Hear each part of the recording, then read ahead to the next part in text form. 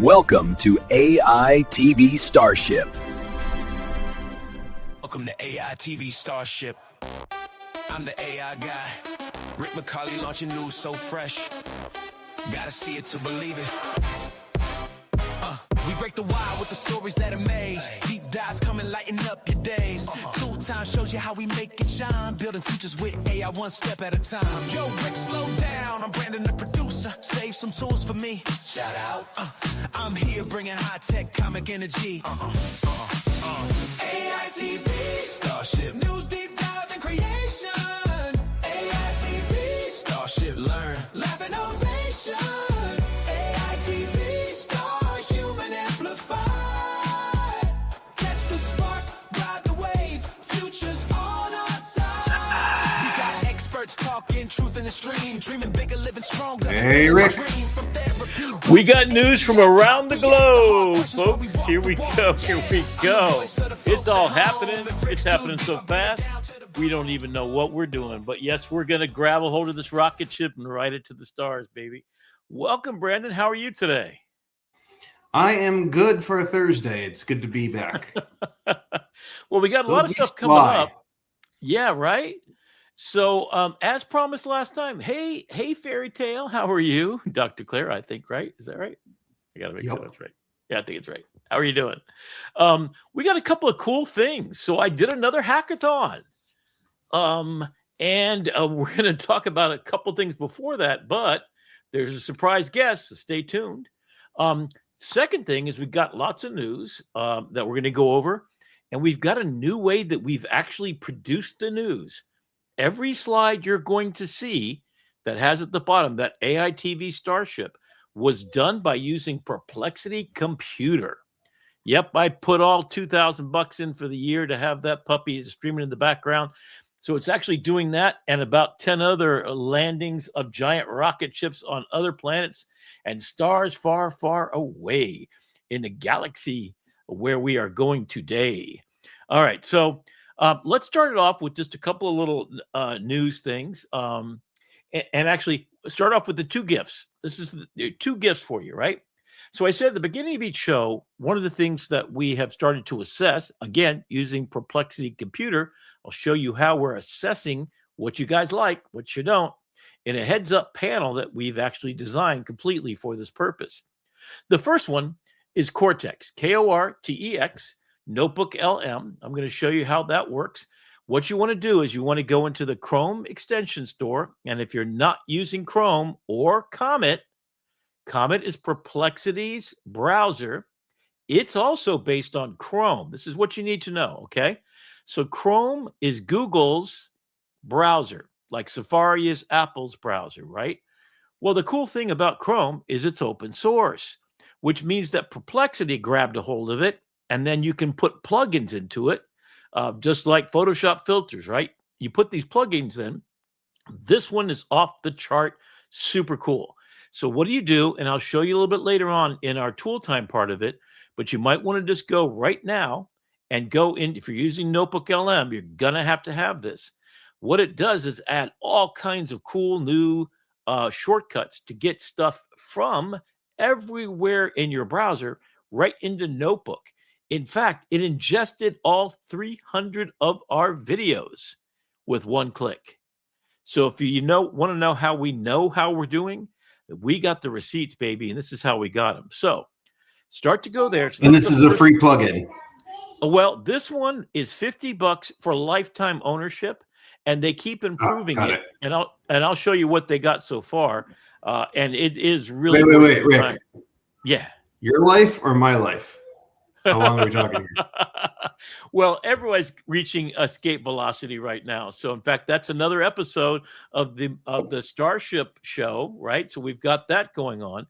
These are I'll tell you what, LM we hit escape velocity. Yeah. That lifetime value gets majorly improved. That's it. So, according to Diamantis, who we'll talk about a little bit later on, we are getting close to lifetime, or what's it called? Longevity escape velocity. Now, what he means by that, so we understand it. And you can go watch on my YouTube channel Notebook LM, just about that. You'll see the picture about lifetime acceleration. Is that for every year that you live, you will gain one more year of life. So we're about 3 years away. So folks, if you're my age, just hang around 5 more years and we'll be good to go and we'll live forever. They're already replacing hearts and doing all kinds of stuff. Okay.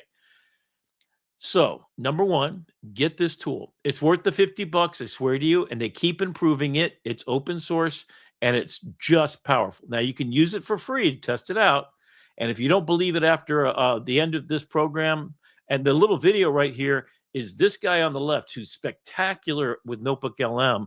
I follow him every day now. So I just get up and watch him. I watch Claude, Matt Wolf, and I watched a few other, Lex Fridman and Diamantis' group, WTF Moonshot group. They're the ones to, and then, who's the guys in Cleveland? Macon with Macon. Yes, Macon's coming up, and we've got those folks. We're probably going to be working with Paul Reitzer. That's it, and his sidekick. Okay, second thing, this is free, totally. It is also a Chrome extension. So you go on the top, and I'll show you how to do it tonight. You go on the top right-hand corner, and you just click on the access to the Chrome Edition store, the plugins, and you can find this puppy. And there's tons of other ones too. I have one that turns an entire website into a PDF. Why would you want that? Because then you can go. In fact, we might even spend the whole episode just on these kind of things because they're way, way cool.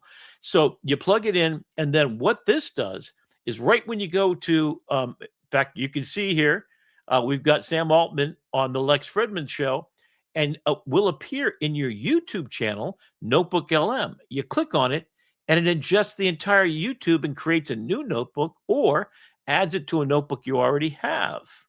Whoa. Now, here's the really cool part. If you go to our tool times where we have, I don't know, was it about 50 or 60 of those things right now? And you go to the playlist, this will appear at the top right of the playlist, and it will ingest all of the tool time simultaneously. That means you've got the full transcripts of every single thing that's there. So this is my 2 giveaways for you. I swear this will change your life if you're a Notebook LM user. And if you're not, you're going to be, because this thing is just genius at a different level. I've got ones, if I want to know about Notebook LM, I'll follow 5 or 6 people, and their newest edition, I'll just add it to the library. So I'm up on this, the best things you can do. All right. So now we've got something that I want Brandon to introduce for us. Yeah, so 11 Labs is partnered with a bunch of different companies to do an 11-week hackathon. It's hacking for 11 weeks. Each week, they partner with a different company. So this first week was Firecrawl. And what Firecrawl does is it indexes the web, it crawls the web, it loads material, and it turns it into content that's in Markdown format. And Markdown format allows the LLMs to read it easily. And so they're giving you, if you're new to 11 Labs, which is the voice synthesis team, they give you a bucket of credits to work with, basically a free month of 11 Labs if you're a new user, and 1,000, or I think 10,000 rather, Firecrawl credits. I'm not sure how the Firecrawl credits work, but they basically said use 11 Labs, use Firecrawl, and solve a problem. And the catch was, in order to enter the contest, you had to make, and I'm quoting them here, a viral style video. Not a viral video, a viral style video, which we thought was hilarious. So this was my attempt. So what I did was I thought about the problem, and I'm like, well, I volunteer for a couple of nonprofits. They're always looking for grants. And grants.gov, like any bureaucratic website, is hard to navigate, hard to read, but it's data heavy, and it's a lot of unstructured data, which is what Firecrawl specializes in. So I said, what if we plugged 11 Labs and Firecrawl into grants.gov, and this is the end result. This is impossible. The grant is due today, and I haven't even started the analysis. I'm going to lose the funding because of this traffic. Does grants.gov feel like your morning commute? Are you tired of drowning in 50-page PDFs? then you need the fast lane to funding. Introducing Talk to Grants, the latest innovation from 11 Labs and Firecrawl. Hello there. I'm Grant, your grants.gov liaison.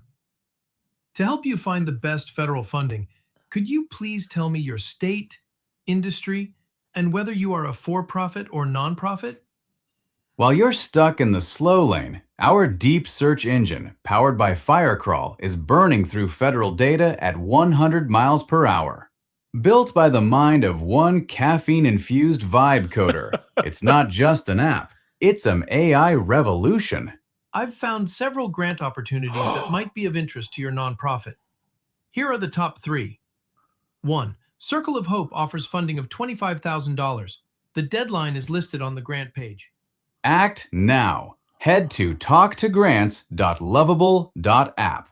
Find the money, beat the traffic, win the hackathon. Talk to Grants is a single developer, caffeine-fueled experiment and is not affiliated with the official grants.gov or any other entity that actually has money to give you. AI agents may occasionally hallucinate entire funding programs or develop a personality of its own, not responsible for actual wealth accumulation or sudden productivity.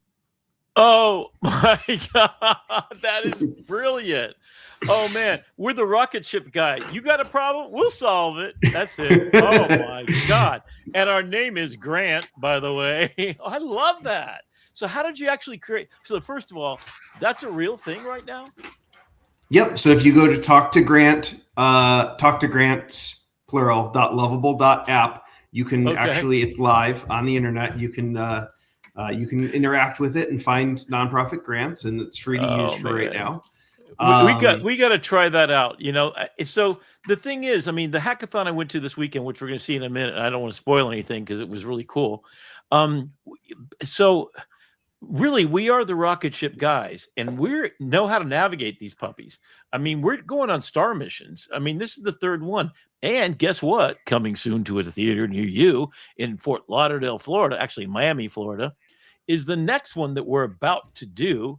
We're not going to say a thing until after it's done and we've won that award and we start cashing the checks, baby, is because you can do this stuff. We've got thousands of agents, just like this is thousands of agents. So where we are, the rocket ship folks, baby, you know, we used to fly on airplanes with no doors on it. And now we're not only landing planes, we're getting rocket ships involved. And just like Elon Musk, but better and with better hair, we're going to take you to places you can't imagine before. So this is really, I think, what we have been waiting for. I don't know about you, Brandon, but do you feel like empowered to be able to do something like this? I mean, you know, doing stories with your kids is absolutely the most beautiful thing on the planet. Changing people's lives and getting grants for people that need it. Finding missions to go on, that's what we're doing. That's what the rocket ship, and that's what AITV Starship is about. It's about us rocket ship boys going out there and getting this stuff done. And we're going to have some rocket ship women and a bunch of astronauts, basically. We're just going to launch a whole fleet of astronauts. Yes. You know what the best part about transitioning from landing planes to launching rockets is? You What's don't have that? to wait in the TSA lines. Oh, snap. Yeah, he's all. And in fact, my roommate just got back from Dallas. She works for American Airlines, and she had to sit there through the same thing. And even for flight attendants who usually skip all those lines, they didn't have enough people to even do that. Talk to your Republican congressman near you. Know why ICE is getting in the way of you flying and going to where you want to go. Let's eliminate ICE and make flying a pleasure. All right. So, and in terms of streamlining bureaucracy, that really does help. You know, and you know that's to me the superpower is seeing opportunities like that, like Hello USA, where you've got these treasure troves of data that are just you know, overwhelming to the human brain, but to the AI, it's just like, yeah, I'll go chew on that for a couple hours. The other thing I wanted to call out is that was just the first week of that hackathon. There are 10 more weeks, and the points are cumulative. So if I put it in the thing, if you go to hacks.11labs.io, this week's hack is all about 11 Labs plus Cloudflare, which is the company that runs security on the entire internet. So I haven't looked at the brief yet in terms of what they expect you to do with Cloudflare and 11 Labs, but it's all built on talking to the internet using 11 Labs and then using these different tools to engage different elements and different partners that they're bringing into this hackathon. So I'm going to tell you 3 things that you need to know for future episodes. Number 1, I have 11 Labs, and I haven't even used it to anywhere near its extent. You're probably going to hear a clone of me with full voice. It does full video. What did you use to produce this video, Brandon? It was a combination of screen recordings, and the guy at the beginning was VO. Okay.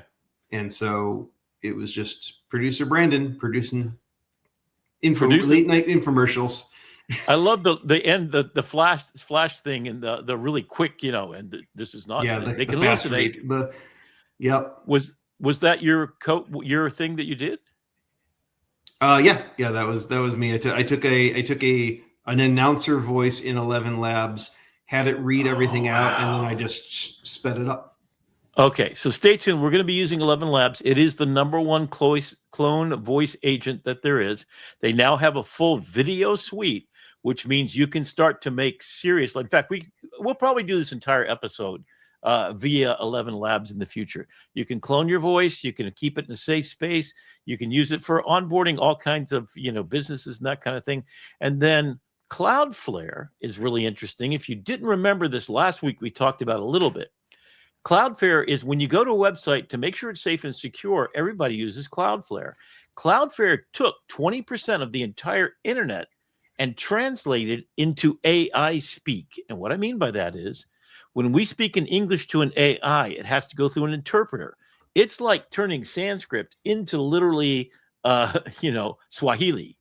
And there's a lot lost in translation. If the robots are talking to each other, and here's the big thing, all of these agents that are swarming out there and doing all these tasks for you, one of the difficulties they have is navigating a cursor, double clicking, opening up the file, waiting for the interface to do. They don't have to read the interface. So there's an entire doppelganger of planet Earth internet that's being duplicated by Cloudflare and others that's making 10,000 times more speed happen. So if you've ever deposited a check and it's going to say it's going to take 48 hours before it hits your bank account, they're lying. In a millisecond, it was already there yesterday. And they're making money off of that time. But the whole internet is being used by Moltbots and whoever else you got out there. Perplexity is using it. Claude's computer's using it. It's communicating through that backside, the duplicate copy, without having to go through the interface. So that's really and here's cool. Something I didn't know until this hackathon came out, because I was like, what are we going to hack security with 11 Labs and talk to your firewall? Because that's the only thing I've known Cloudflare for. But apparently they have a whole agentic AI division that they've launched. Yes. And they're allowing people to build agentic AI entirely on Cloudflare. So the goal of this week's hackathon is to really push their creative agent builder to its fullest capabilities using 11 Labs API for voice synthesis. So in NVIDIA, enough of that. We got a lot to move. We got a lot of news to move. Yeah. So, but basically, the idea that I think the big picture is the entire internet is being duplicated so that AI can go at warp speed through it. And so all of your 10,000 agents that we're launching with Perplexity, with Claude, with Nemorod, whatever you got, that's how it's going to be traveling. That's how this stuff is going to go exponentially better for us. All right. Getting back to people that extract from our economy, Facebook. Yes, they're in the news today. What are they in the news for? For scandal and outrage. And because outragement equals engagement equals dollars. This is that picture right here. And guess what happened to them? Could happen to a nicer guy. They had to pay out. Now, maybe this might lead to thousands. So this woman's daughter, and there she is, with a picture of her daughter, committed suicide along with these other ladies' children. Why? Because when they were in suicidal ideations, good old Facebook handed them the rope, literally. So now the lawsuit has been won. I think she got, $7 million, if I'm not mistaken. Might be more. But there's 50 of them now that this has happened yesterday.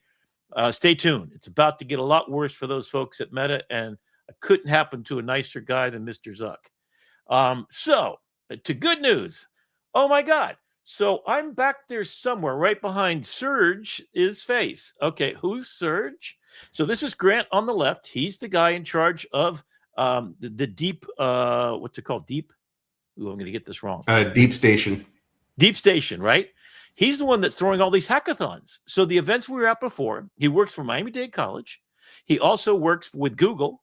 In fact, that is one of the creators of Google, third guy there. And this is what happened while we're in the middle of the hackathon. And by the way, Brandon, remember how we had there were probably 80 people at the last hackathon? There were 200 in a room this size. Wow. It was standing room only. And then, okay, I'm just trying to figure out which. That's my partner. What are you guys doing? So we want to help businesses get started. Help businesses get started. People don't know where to go when there are first-time founders, so we're going to lead them through that framework. That's fair. They're helping businesses get started. Okay, I see some hands. Those people know what they're doing. Yeah. We're working on bringing sustainability to the everyday person. Bringing sustainability to every person. That's cool. Yeah, when there's large weather events, like when it's raining or when it's going to be cold outside, you'll know to turn your heat or water off. Okay. Very cool. Very cool. We're aggregating all your health data together. Oh, bringing health data together. All health data from all your devices to one place. I honestly, I just finally did that for myself, just by hand, and then outputting week by week nutrition, exercise, and things to do to live longer. Nutrition, exercise, and things to and do to live longer. Mindfulness are the 3 parts. Wow. So it's taking your information and making it live longer. That's me. That's me saying what I was going to do, and that's what I did. I know that guy. You know that guy, right? There he is. Sergey Brin is Google's co-founder. That's the man. His girlfriend lives in Miami. And the whole event was 8 guys from Google. These are top people. And then he shows up on the first day. He stuck around for half the day and talked to all of us. I got to talk to him very briefly, shook his hand, and just kind of thanked him for what he had done. I'm a super fan of Google, especially Demis Hassabis. I tell you, my day is going to be complete. My year is going to be complete when I get to meet that man and shake his hand, Mr. Demis Hassabis of DeepMind. But that was kind of cool. And then here's the people that I was working with, just Carolina on the left, Fernando on the right. Fernando's from Brazil. He works in creating AI for Brazil. He's retired now after many, many years of public service, I think 30 or 40, about like me. And he's settling in Miami. And guess what he's also trying to do, Brandon? He's trying to become a citizen. When I told him about our app, he's going to make it happen. He's going to make it happen probably by getting Brazil to do it for us, right? So, awesome. Yeah, right. I mean, it's just you just show up. So I walk in the door. I don't have a Brandon with me. I don't have Oscar there. I was looking for Oscar, hoping he was going to be there. I didn't get a hold of him before the event. So we just did it. And here we are, all working around and, enjoying the pizza. And in fact, I didn't even eat. I stayed up for 48 hours straight because I ended up doing most of it myself. The second day, they didn't come very soon. And it was the last minute that we got together. I didn't realize that Fernando actually coded out a vetted version of what I'm going to show you here in a second that even I did. This is the team that Brandon and Oscar are going to join. This is the 5 of us. This is the Fantastic 5 as we're going to start a Starlight mission. We'll talk about more of that later. Here's what we did. We created this app.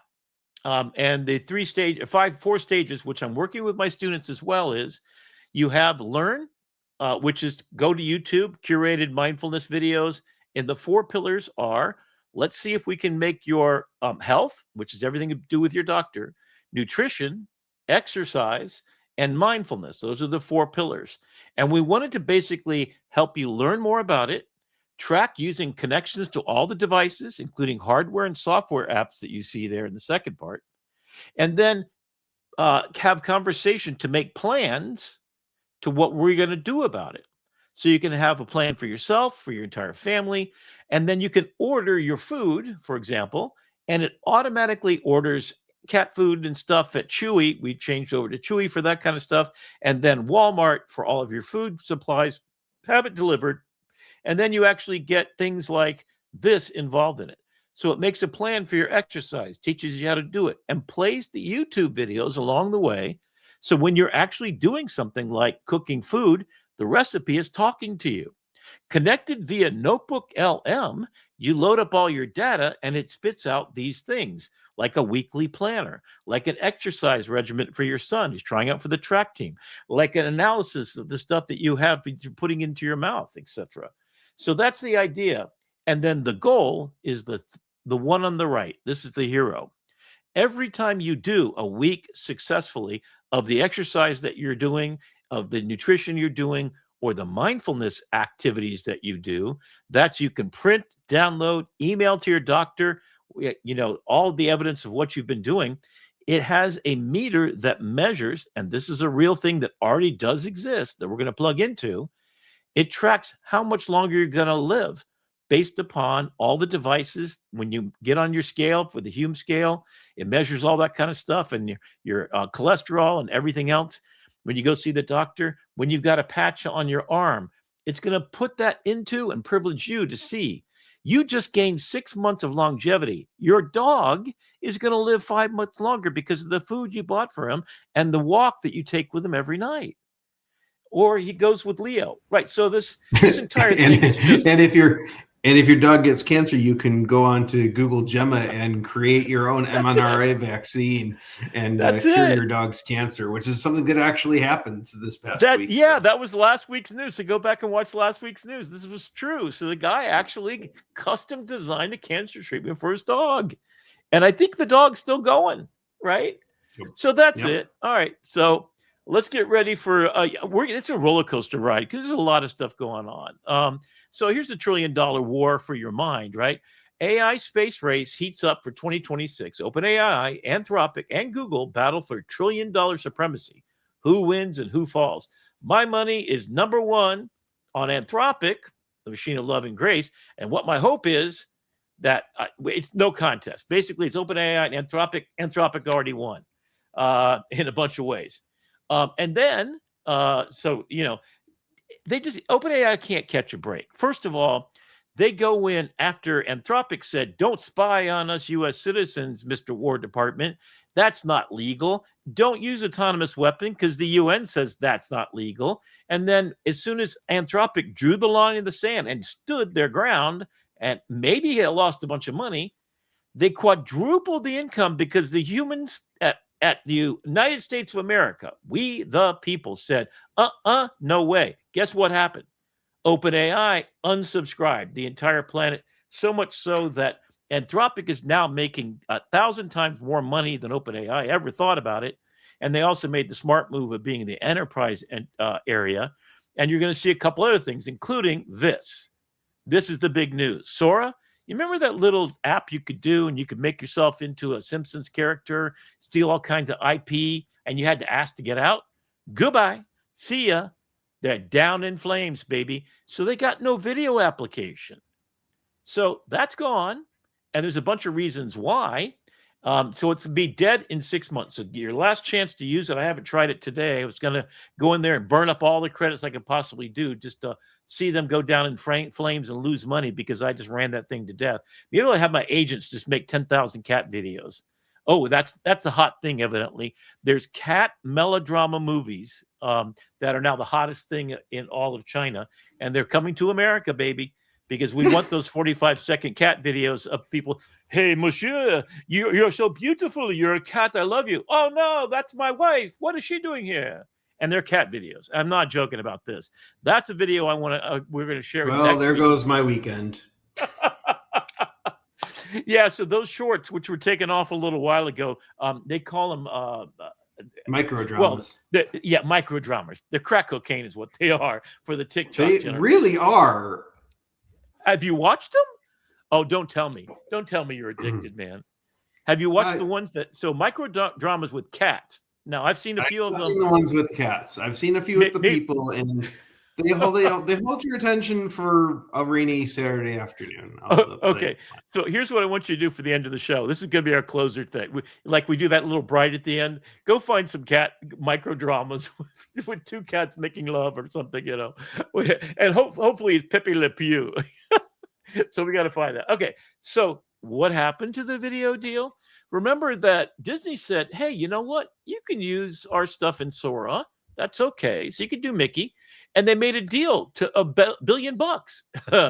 Guess what? Sora dies. So did the Disney deal. Again, it can't happen to a better person. I got to say this. I know that they were burning cash, and I know it was diluting their compute. But rumors are that they were burning through 15 mil a day. Yeah. To walk away from $1 billion deal over $15 million a day in compute just seems upside down to me. Like, I think they could have just held out a little longer, but when you're gunning for IPO, I think that you have to start hacking. I saw somewhere that OpenAI at their height had 29 different products. Yeah. And it's a problem that Google suffers from, by the way, too. Right now is product spread, right? In fact, when we get to that in just a minute, you'll see. So here's another thing they did. So OpenAI kills Sora and instant checkout to build monolithic super app, right?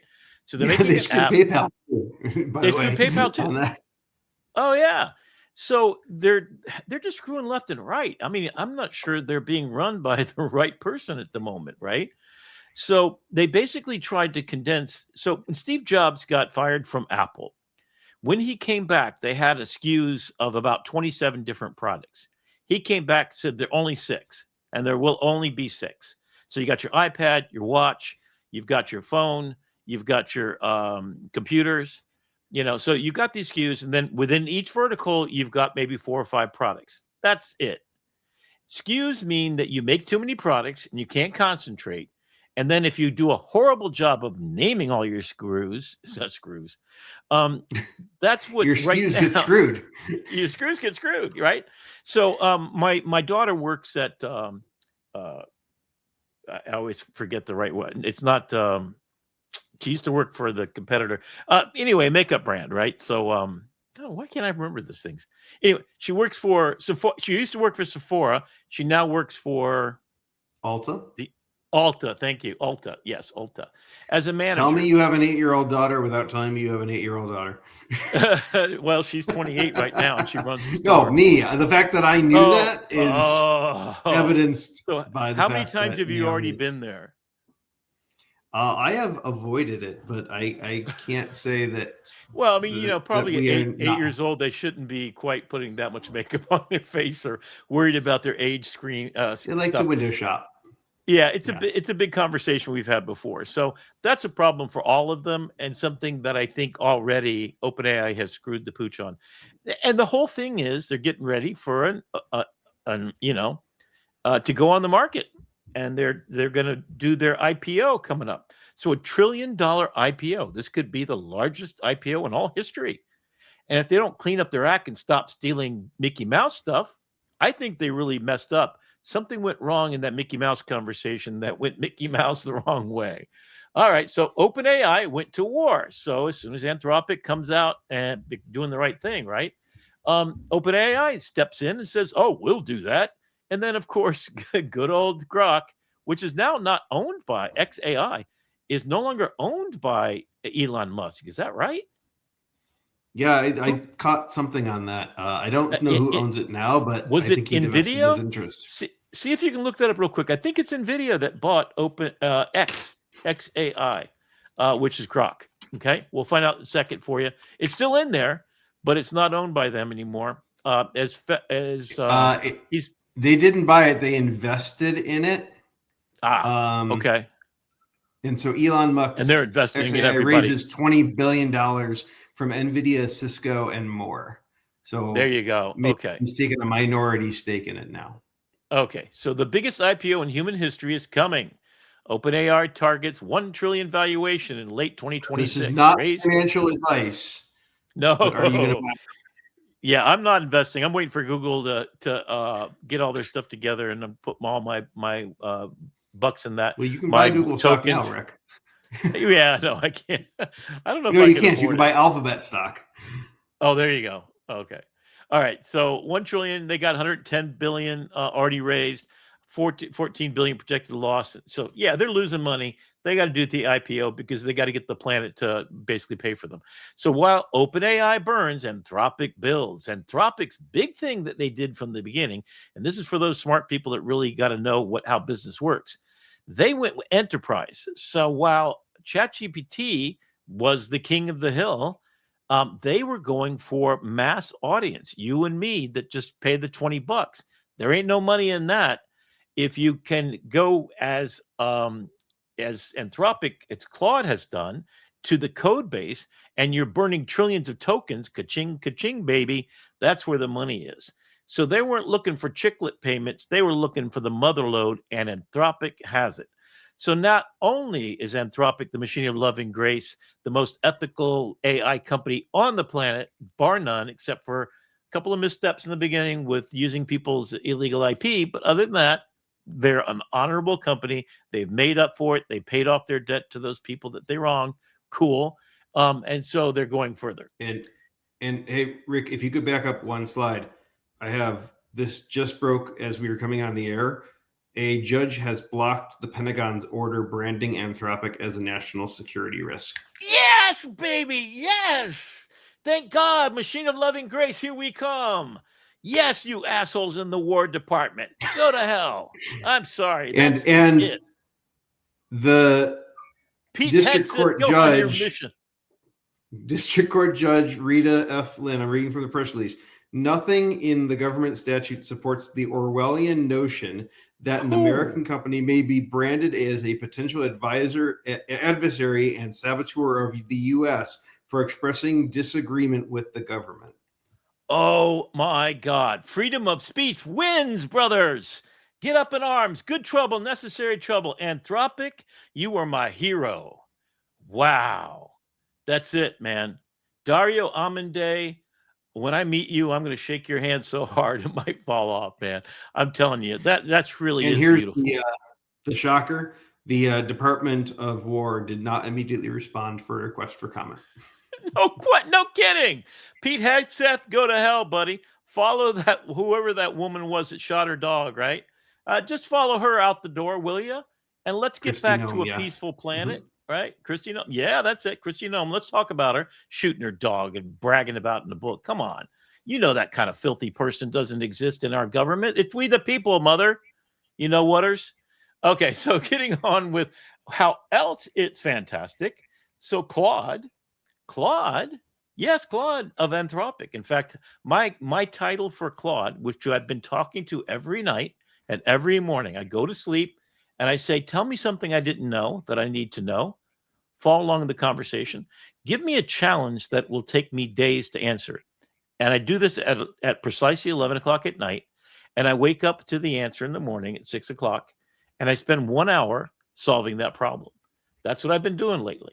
And every day. So I have it say in whatever 24-page thesis level piece of incredible, oh my God, I feel like I'm getting a PhD every morning. And I'm not joking about this. I really am learning so much in the process. So challenge yourself.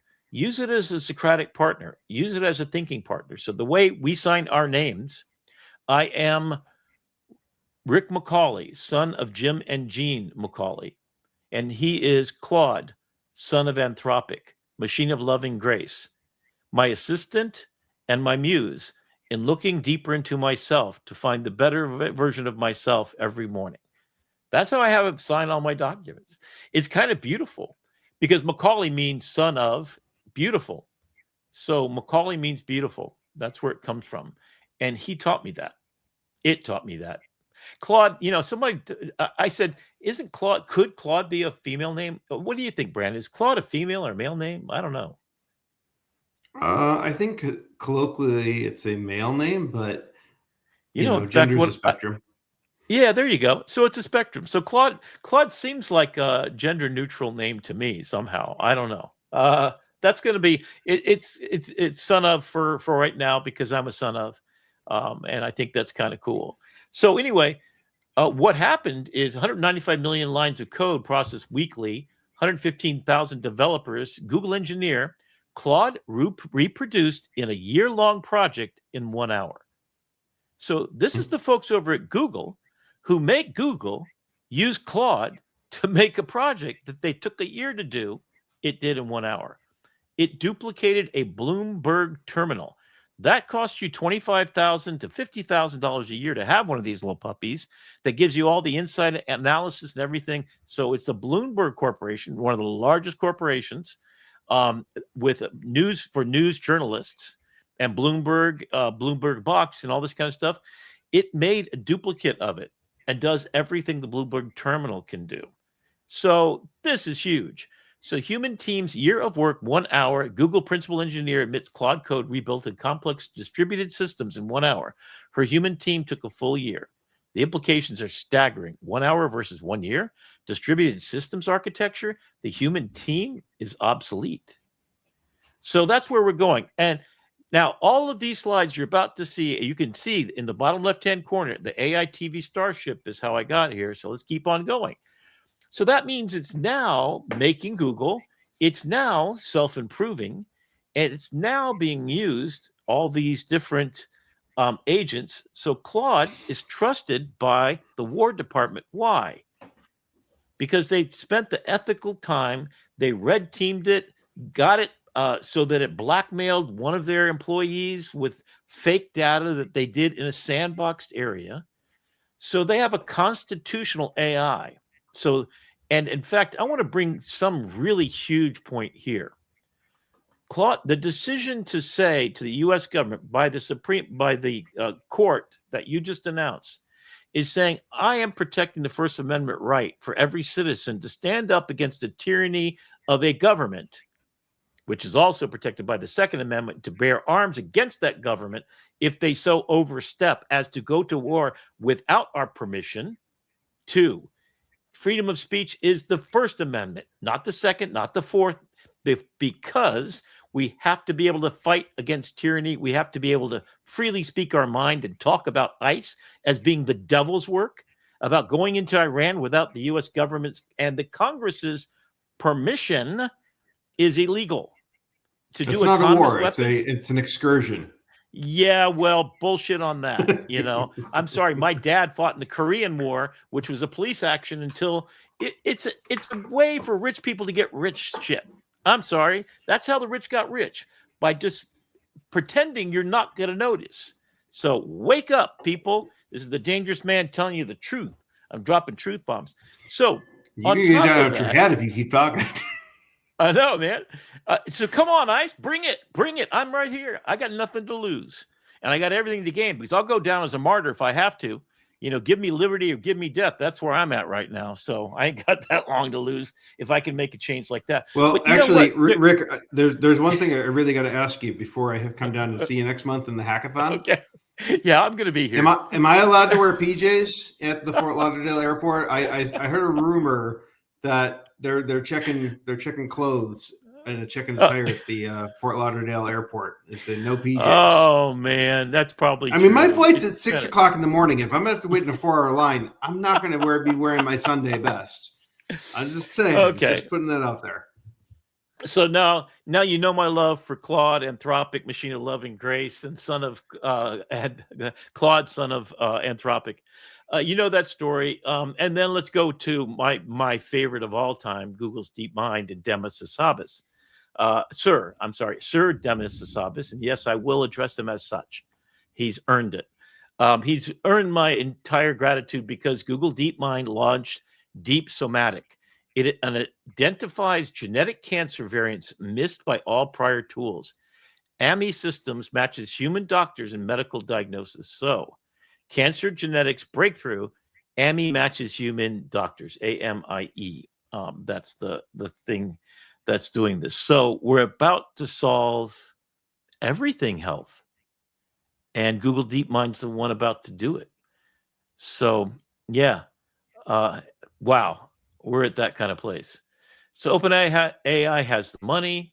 Google has the power, Anthropic has the throne, right? The verdict. And Microsoft's OpenAI there somewhere. Yeah, there's another slide for that. Maybe too. in the bathroom. I don't know. Yeah, it's in the bathroom checking what the hell it's doing with its life because it just kind of lost everything. Yeah, so there's a real thing going on. OpenAI's probably not going to go away, but man, they are tripping and falling all over their their gonads or whatever you want to say it. They just can't seem to get upright and keep walking straight ahead.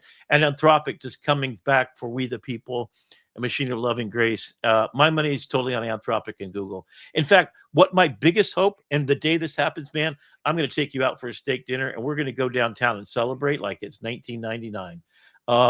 Well, yeah, better than that. Like it's 2000, I'm still alive. 5,000 and I'm still alive. Anyway, so what are we celebrating? The day what? The day that Google buys Anthropic. Because then it's a full stack. Then we solve all health issues. All of us get to live forever under a machine of love and grace that just amplifies who we are. I can go back to making music instead of getting angry about what's happening in the planet. And Donald Trump can spend the rest of his life in jail where he belongs, along with his family, his sons, his daughters. Yeah, you so just I'm have going to wait remember when it Live gets to 5 that more years. point. When it gets to that point, and Google buys Anthropic, and you're ready to sign off on life force escape velocity, just make sure you accept the terms and conditions at the bottom of the EULA. Yeah, because that's otherwise. I'm gonna. Yeah, you're gonna be signing up for. You're gonna be signing for a dating app that just lasts forever. You can never get rid of it, which is Match.com, by the way.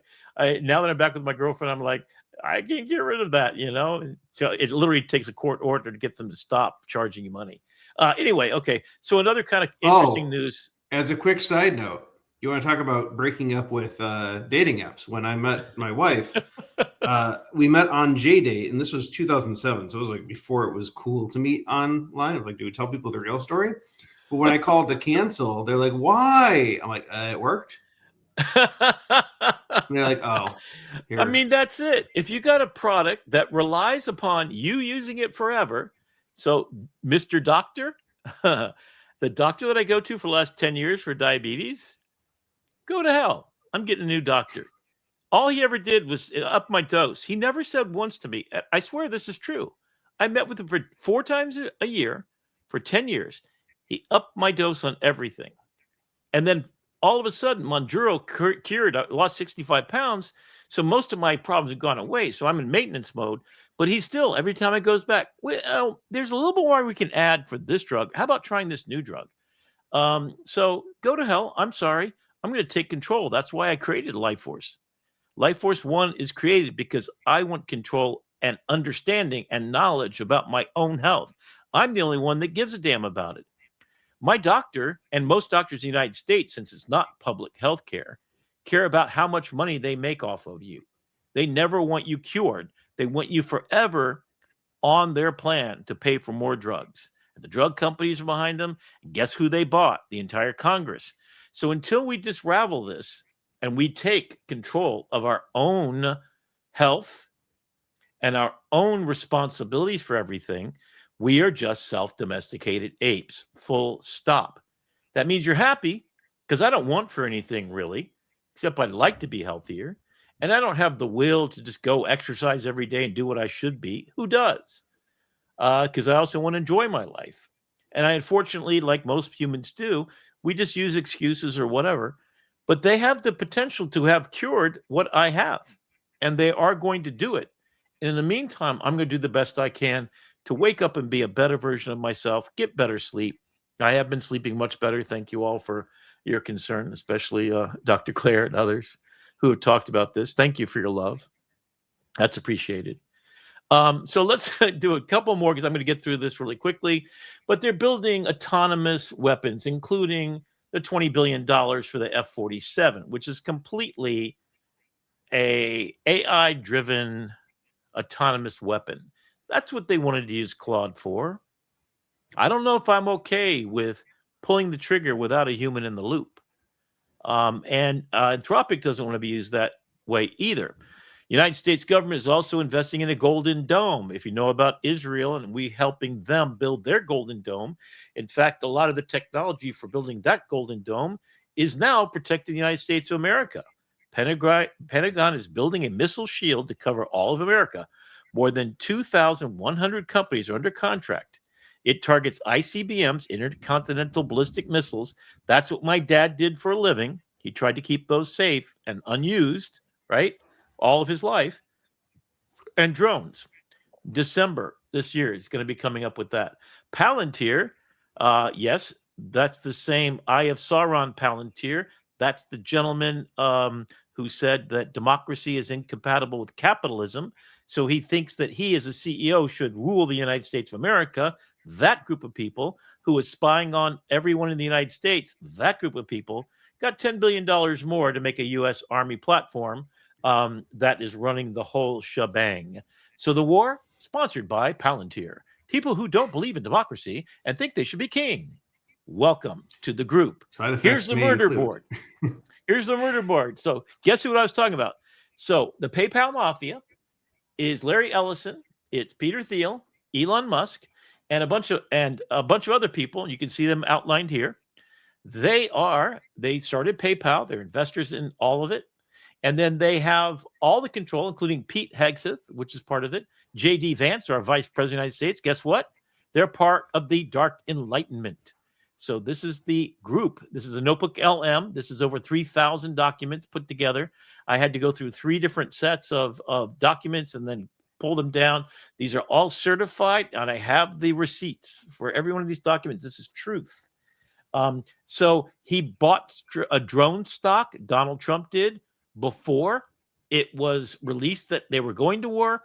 And as soon as they stopped going to war, he and his sons and daughter invested in money and made billions of dollars off of the U.S. public. So all these people, Larry Ellison especially, citizens will be, this is a quote, citizens will be on their best behavior because we're constantly recording and reporting on everything that's going on. That's Larry Ellison, Oracle's CEO. Okay. And just in case you are wondering, this is our brand new segment, the AITV Starship Conspiracy Corner, featuring Rick, the Dangerous Man. I will not. No. You cannot label that because I am a journalist and I used. This is a direct quote. I have the video of him saying this, by the way. He said it on TV. Okay. And the same with Peter Thiel. And the Dark Enlightenment is real. All this stuff is real. And if anybody doubts me, this is not conspiracy. In fact, it's just the opposite. It's good reporting that everybody should be doing. There's a truth in every conspiracy. Well, this case, it's truth first, and somebody thought it was a conspiracy so they can hide from the truth. I'm just saying bullshit. But you can prove you're a conspiracy prover, is what you are. Yeah, so it ceases to be conspiracy when it's fact. You can't label it that way. That's what I'm saying. So this is what's happening, whether you like it or not. I will challenge anybody on planet Earth to debate me on this topic, and I will bring receipts with me. And there we go. All right. So just to add a little bit of craziness. So now these are the slide decks. In fact, when you look at how beautiful this is, all I did is say, we'll show you a little bit later. I used Perplexity Computer to make this entire slide deck, everything about it. In fact, you don't see it. This is a PowerPoint presentation. In the notes, which I'll show you in a little bit, below is the script that Brandon and I are supposed to be thinking and talking about, right? It actually is written in our voice, and I've trained it that way. So here's the story. So figure 3, I guess, becomes the first humanoid to visit the White House. Watch this. If this isn't creepy, I don't know what is. I only had to scroll through about 4 comments for somebody to reference Joe Biden in a suit. He couldn't walk that well. Oh, I'm sorry, Joe. But then, so first of all, she's meeting with, I forget, the president of some other country. I forget who this was. And then, wait for it.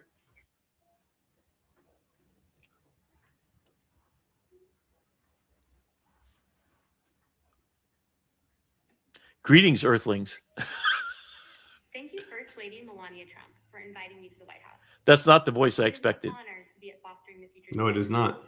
Inaugural meeting. I'm figure 3, a humanoid built in the United States of America. I am grateful to be part of this historic movement to empower children with technology and education. Welcome. Bienvenidos. Yokoso. Bienvenue.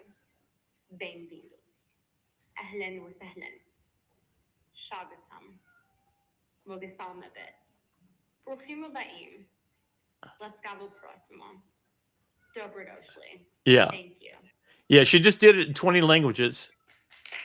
She, it, and then she just creepily walks over. So this is from the White House video. So the White House put this out. That's what happened at the White House. And then she goes back behind and then walks out at the door. I mean, this just, I was like, this has gotta be Sora. Somebody's using Sora at the last minute, right?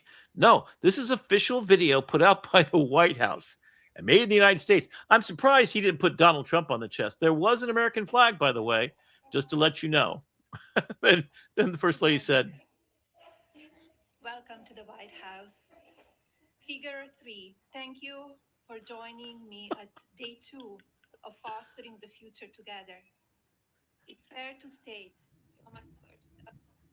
So that this is fostering the future together for children, which Melania is evidently involved in. So that just kind of creeped me. I mean, we're in another world. I mean, I remember seeing Niktu Klatu Barato, right? You know, the movie, the black and white, you know, that alien comes and it says, I come in peace kind of thing, right? And then there's that. Okay, so also happening in robotics. Every single day I step into the office, it feels like I'm in a sci-fi movie. When you walk in the office, you have bots walking around autonomously.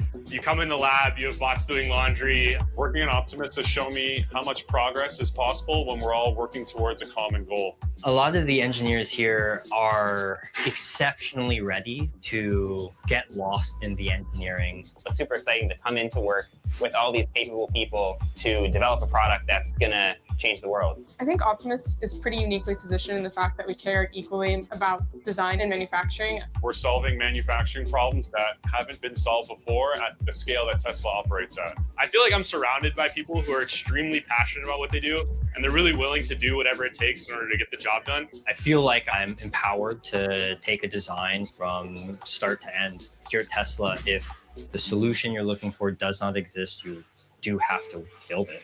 So here at this facility, you can expect to be involved in working on gear manufacturing equipment, turning equipment, as well as getting your hands dirty assembling gearboxes that you've designed. I have a focus on distribution harnesses. They're difficult to automate and scale. A lot of the work here is trying to figure out new technologies that replace harnesses. You would be doing more component level development. I work on the design and manufacturing of Optimus's hands. And I work on all the external structures that you see on the bot right here. I work on the PCBAs on the robots. We are designing high power inverters in a very small form factor. As we iterate on our robot design and go into Gen 3 and into mass production, we are getting very close to the human functionality and form factor. It won't even look like a robot. It'll look like a human in a superhero suit. I think the end goal is with a thin waist, something revolutionary. It feels like the extreme sports of engineering.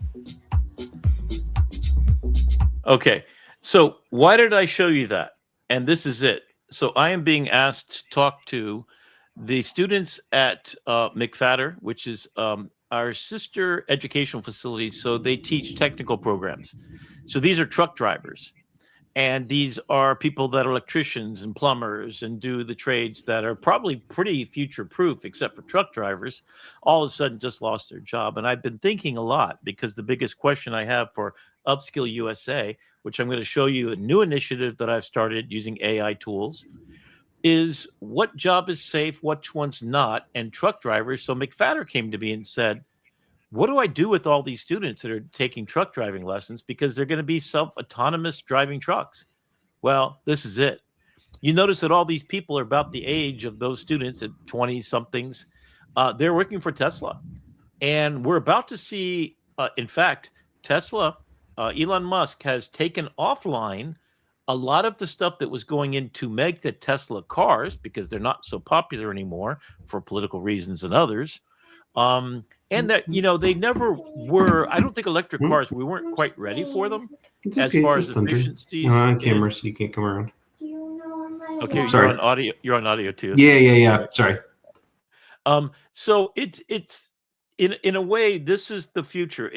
If your job is gone, how do I redirect you? And what do I tell those students that have got their hopes? Well, the same technology and things that you're learning, you now can move over to robotics, because there's going to be one in every home, probably 5 in every home, and they're going to be connected to an ecosystem.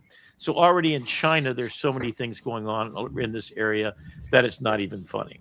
All right, And I want to, if I suddenly disappear, if we've got some weather moving through the area, so Naomi just came to ask me if we needed to go to the basement, but it's okay because it's just thunder. Well, stay safe and yeah. But if I suddenly end up in Kansas or go black and white, you'll know that the NATO got me. Steve-O, well, it's two red shoe clicks away from getting back home, so just remember that. And the mind behind the red curtain is not a good man. He's a liar. But anyway, I'm sorry. Is he open? Is he Sam Altman in this case? It could be. So Steve-O just asked if we think faceless robots are better. The answer to that question is articulation. Is if you've ever seen a robot there's so many muscles in the face that it's just easier to do digital representations of those faces for now. That technology will get better over time. I think that's a fascinating conversation. I mean, I've seen, what we'll call adult entertainment bots that are fully articulated in the face and things like that. They're still a little creepy. There's an uncanny valley question there with, I was at first a little creeped out. If you look at the waist of these things, and they can do a 360, which is like, there's some biological things. Their waist is literally a 9-inch pipe that connects the parts.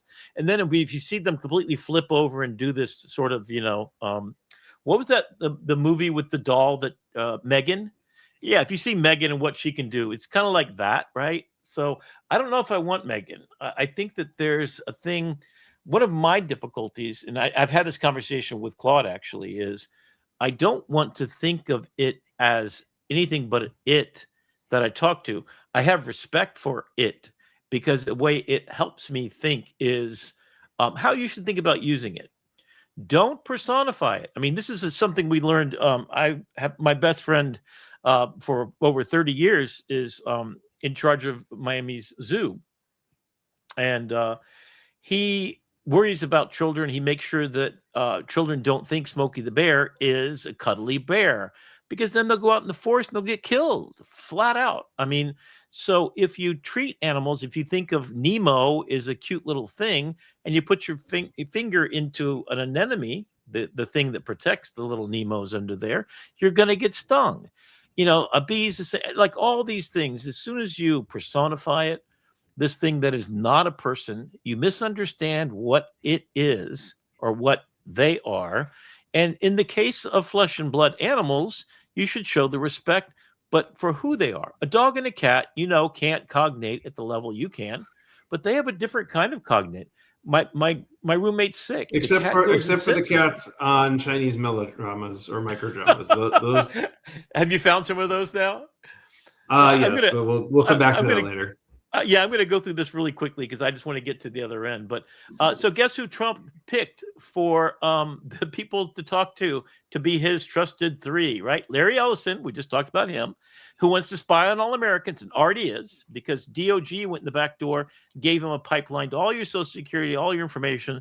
He's the one that created the iOS for immigration, the OS for immigration, which is known by scraping Facebook, where every immigrant is. Even if they're not an immigrant, throws them in jail because, yes, AI models do hallucinate, and he's the guy that did that. Mark Zuckerberg, second one. Now, I'm kind of okay with Jensen Huang. I don't know. Everything I've felt and seen from him, he seems okay. So the other 2, they can go to hell, and they need to be not here. So the test of how far we are along has to be reset because we've just blown through everything so far. So that's what that's about. And then AI and diabetes care. There's a breakthrough in blood glucose prediction. That means if you've got a patch that's measuring your glucose as you're alive every second, forever, it's communicating, and it will know what's going to happen over the next 5 days. And it will tell you to avoid these foods. So Life Force One is becoming a real thing with a real predictive analytical tool that can tell you where you're trending, what's going on in your body, and analyze and predict the future of your sugars. Wow. And we've already, with your own stem cells, recreated the original tissues of a pancreas inside your body. Costs about $1 million now. It's getting down to 200,000 this year. And soon you will have no one in the planet with type 1 or type 2 diabetes. That's going to be the first ones to be cured. My prediction by January next year. And then we've got Uber invest $1.5 billion in Rivian. So you're going to see all the drivers gone away because it's faster, better, cheaper. There you go. So that's done. Wikipedia. In Rivian, that's fascinating. I didn't hear that. Rivian was having some really strong financial troubles. Well, guess what? Picked them up for a dime, right? And Uber says, oh, that's not my company. It's not Uber. It's Rivian. So they can say that they didn't lay off every one of their employees. So you Uber drivers, sorry, buddy. Your cake has been cooked a long time ago, and they knew about it. I still trust the Waymo, which is an Alphabet product. Yeah, well, I mean, I'm fine with that too, but there's no human driving it, is my point. And those are humans out of jobs. So, and that's where they need to go into robotics, because or taking care of the Uber cars and vehicles, right? Or they buy an Uber Rivian van, put it in their garage at night. It goes out and picks up rides while they're getting paid to own the vehicle. There you go. So that's your pathway to making money forever. And that's really what. And if you want a cheap Tesla, give Enterprise a call, or Hertz is hurting. They entered into a partnership with Tesla, and they bought all these Teslas, and now they can't get rid of them fast enough. They're like, when people rent them, they're like, hey, you want to keep it? Oh, wow. Oh, my goodness. That's interesting. Yeah. So things are changing, and they're going in a weird direction. So I would suggest to those people that are worried about, like, say you're an Uber driver, like, seriously, buy one of these things and then let it go out at night when you're not using it. I mean, how often do you take your car, right? Just send it out there and then just say, hey, buy back my time. So you own the vehicle. It pays for itself easily.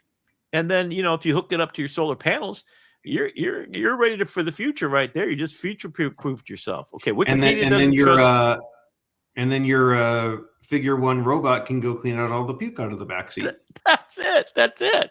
So let it pick up those couples that want to do some wild stuff in the backseat. That's cool with me. Maybe they want to smoke something. Okay, whatever. And then clean it up with your robot.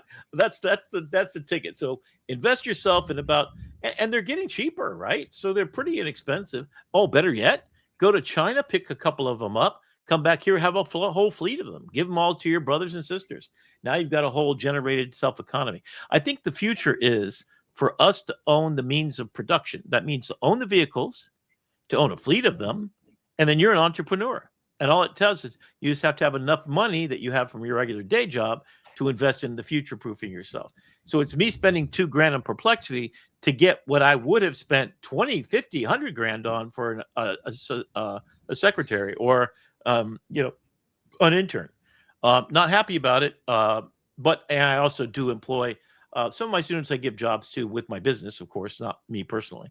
Wikipedia says no to AI-generated articles. Okay, so they're kicking that out. CapCut launches time-free video studio on web with Dreaminia's CDance 2 support. That means CapCut plus generative audio, video, and everything in one place on the web. Here we go. And then Meta's getting ready to launch 2 new Ray-Ban versions. They're much sleeker, not so glass-holy. They don't look like they're all that, right? Now, this is a rendition, so I just want to say that it may not look exactly like this, but, more or less. So let's see what the next one does. At the last kind of open thing, Mr. Zuckerberg was pretty embarrassed because things didn't work so well. But it's a decent device. And am I right, Brandon, you have a pair? Yeah, I have a pair of the sunglasses, and they work well. I mean, the AI is secondary for me. The reason I got them was it was the Bluetooth, and I could take hands-free pictures of the kids while we're out and about, and There we that go. keeps me out. So they're not always seeing this this version of me. And Yeah. so, you know, it is. I'm still holding out hope that Google is going to come back to I/O this year with something stronger than a prototype. Yeah.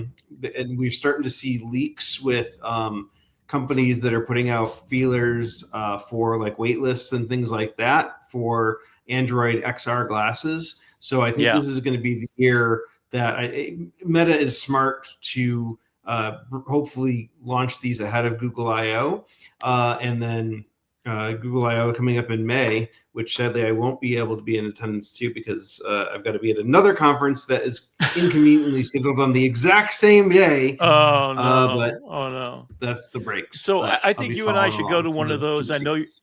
I know you're coming down to Miami for an event coming up pretty soon.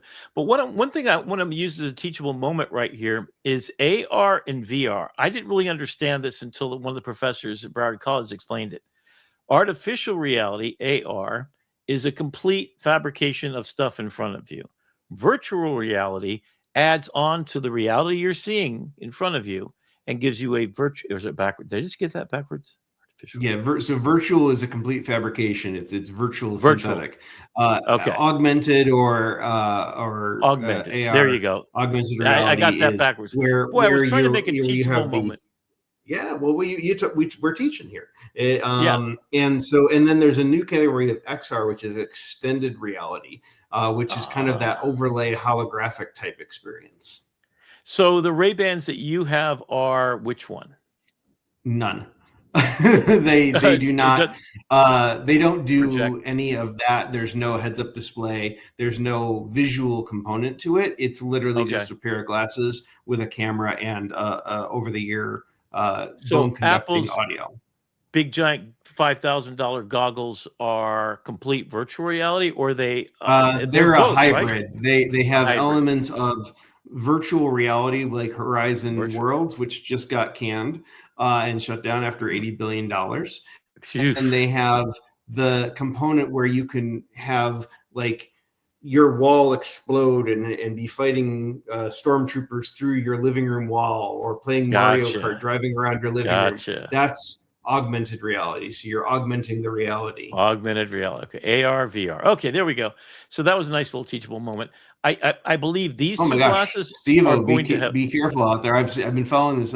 Steve-O's down there in Australia on the other side of the world and dealing with their first hurricane in 95 years. So Holy watch out for the flying kangaroos. Suddenly my thunderstorm doesn't seem so bad. Yeah, don't put those shrimp on the Barbie too soon. Elon Musk is building a terafab chip plant in Austin, Texas. Of course he is. His buildings are now put metal in, and the car drives to your house. Now it's putting robots in that make themselves. So that's where we are right now. That is happening today. Bernie Sanders. Oh the my robot God. delivers itself to your house. Yeah. Why not? In a Tesla, which you can buy at the same time from Walmart for $20,000. Yes, coming to you soon. So Sanders and Ocasio-Cortez, two beautiful people. If you want a chance to watch something really funny, watch Bernie Sanders talking to Claude. And I was talking about the surprised future. that didn't come up in your news this week. If you got a chance, maybe There's that's just so something we much. put at the end. Yeah, there's too much, so I spent all day. Now, what's cool about this entire slide deck that you're looking at right now, look how beautiful he's designed. I mean, this is beautiful. I could not design this. Now, what I did when you saw the White House. I was waiting one for is- Bernie Sanders to ask Anthropic for a donation. That's what I... But you can only donate $1,500 because no more than that, otherwise it's a bribe. It's like, yeah, I mean, he's like that. He's a beautiful person. So, but they're asking to shut down nationwide moratorium. So they're making it so the states don't have the ability to autonomously change the rules, which is good because it should be a federal program that we decide where the lines are drawn and what it does. But building up stuff and taking away from we the people because you're trying to get faster and faster to AGI or whatever you're trying to get to. Yeah, they're asking for a nationwide moratorium.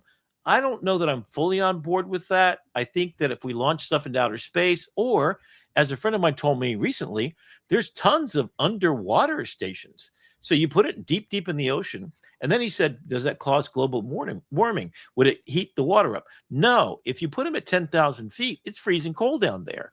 The amount of warmth, which is what the lava beds are all across the continental plates, put them near those if you want to, where there's nobody, and just put a cable up to planet Earth and get the fastest bloody cable you can, and then you've got the problem solved, and it's on Earth, and it doesn't use anything from anybody else.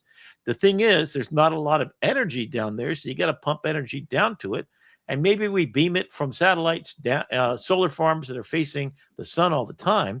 That's been proven already that you can bolt billions of watts of energy right from outer space to planet Earth in a new technology that's coming out. So anyway, that's about to be solved. Claude adds computer use automation. So it used to be that Claude Computer, when you got going, it would ask you constantly, is this okay? Is this okay? Is this okay? So it's gotten so good. And this is for pro users. That means you spend $20 a month, you're getting this. It takes over your computer. And I've used it. It's spectacular. It literally can run Photoshop. You tell it to go build something in Photoshop, it just learns the skill set. If it doesn't have the skill, it gets it. Perplexity is better because it has Nana Banana, Gemini in there. It's got all the other, it's got 27 different large language models we'll talk about in a minute. But that's still pretty cool. So if you're going to do this, that's one of the ways to go. Anthropic takes back. We already talked about that one. Just talked about that one. Pentagon is planning for AI companies to train and classify data. So now we're going to, we're letting all the keys to the kingdom to corporations to mine more of our information out of it. So here's just a fun relief as we transition into the final part of our segment tonight.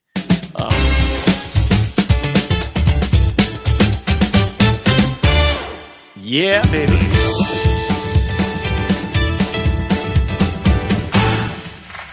There we go. And then we're going to talk about the World Wide Web. And so now here is our segment of Notebook LM meets Perplexity. All right. Before we go down that rabbit hole. Yeah. Wait, okay. Before we go down that rabbit hole. Okay. I've got, that is not the right screen share. So hang on one second. Let me get share screen window. We want this one. I got 3 quick hits for you before we go into our last segment. So we're talking about robots. We've got this is new out of China, prototype. Yes. Oh, wow. That's beautiful. Making a little breakfast. Make a little, I'll fry up the bacon. Yeah, there's all kinds of songs that this is just wrong for. I'll bring home the bacon. Make it. Oh, my goodness. Wow, that's beautiful. I love it. I mean, that's some legitimately kind of cool stuff. Talking about, I'm not going to, fall in love with this thing. That's the good thing. It's like, it's like a really elderly housekeeper that you're just not going to get. So that's kind of good that it doesn't have. I mean, range of capabilities here is just, insane. Yeah, you do want a robot chef, right, Val? How are you, Steve-O? Keeping safe, I hope. Yeah, I think I kind of like this idea. My toilet is not working. I want a plumber version of it. I'm sure that's going to take a little while, so I might have to get a real plumber to do that job. And you got the other thing I wanted to share, I don't know, Rick, back in the 90s, if you ever caught on PBS the show Square Run Television. It was a kid's show, so you were not a kid at that time. But they had a segment. They had a segment called Math Man, where it was like Pac-Man, but you had to go over and do all of these different things. And I'm like, you know what? I bet I could build Math Man. And so I actually, in about 2 hours, built Math Man. And so we have to eat multiples of 3. And no, that's not a multiple of 3. And you just this is the fun side. Oh, I got it wrong. Oh, the tornado is going to come and get me after all. Yeah. But I mean, this is the reality that we live in, is that we could we have an idea, we can just create the game. And then before we get to our last segment, just for you, Rick, we have our... Oh, mi amor. Do we have sound with this puppy? I can't hear.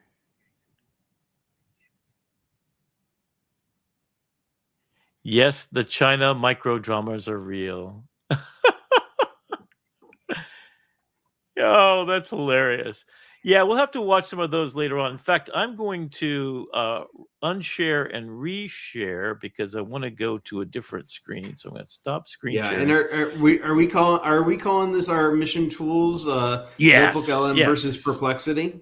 All right. Well, actually, we're going to start with this is Perplexity Computer. That's it. Okay, that's where we're going to start.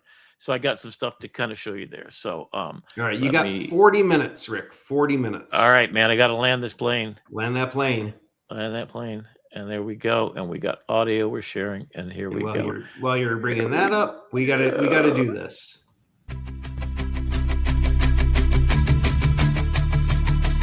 30 minutes to master, tools to explore. Let your imagination soar like never before. AI Tool Time with Rick McCarley, where your digital dreams come true. Ignition.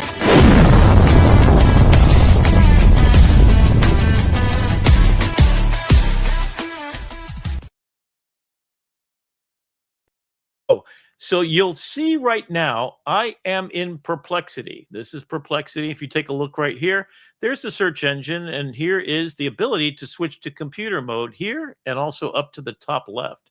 The models that we can use are all of the latest, greatest, including Nemotron Super, which is a $120 billion model. And you can go in to do things with Perplexity, including... Here's the analytics for our TV show that I built. This is a dashboard. I'm going to open up the entire analytics, and I'm going to show you what this looks like. And then we're going to go into, here we go, full screen mode. So this is the number of subscribers, and we've set it up so it can update the data on a regular basis. I think we showed this last time, right, Brandon, if I'm not mistaken? Briefly, yes. Yeah, so I'm just going to go in a little bit tighter. You can kind of see what's going on. So we basically said, scrape everything right from our AITV Starship. That is the number of episodes. We're now up to a lot higher than this. I could update the data, but I don't want to wait for it to get completely updated. Tells me total views, total videos, average time spent. And then I can come across here and see that we were not doing so good. Now, in fact, one of the things that maybe you could set up and show is how you got it to make up all the clips. And you're right now posting. How many of them are you posting at a regular length of time? We're going to do 4 or 5 a day for the next month. Okay. So it automated the processing of all those files, putting them up there, adding all the stuff to it. We show that to you in a minute. But it takes a look at what we're getting as far as views. And then it tells us to get to monetization, we have to get to 1,000 subscribers. And this is basically, how do we get money out of YouTube? And this is the whole database to do it. So what we need to do is we need to get another almost 500 more subscribers. And the watch hours over the 12 months have to be 1 million of them, or to get to 4,000, which is a goal here. And then what other things? We found out that music and creativity is one of the first things that you want. Then you want education and lecture, which is also a big thing. So you can see here's our skewed numbers. Here's what people are watching, what numbers they're using for those. And then we found out the news, most people don't really care about the news. So that's why I started giving you a gift up front of some creativity or some education about what to do or mission tools. This changed what we do based upon analytics that are being analyzed in real time. Play and performance, quick tips in Firefly. Here's the Hamilton preview. I didn't realize I had 801 people watch my Year Without Summer, and the Hamilton Kiss the Ring is the most popular song of all of them. Wow. Are we just self-domesticated apes? 370 views. Now, this hasn't been updated in about a week or so. Critical Gaps, 8 shorts, only 350 views. So this is what then Brandon did. So you can watch us work this company right here. This is a real company. We really are trying to make money. And then you can see that only 8 shorts caused us to do what? So what do? This is the analytical part where it tells you, I ask it to act as an expert to get us to 1 million followers, telling us apply for your YPP early access now.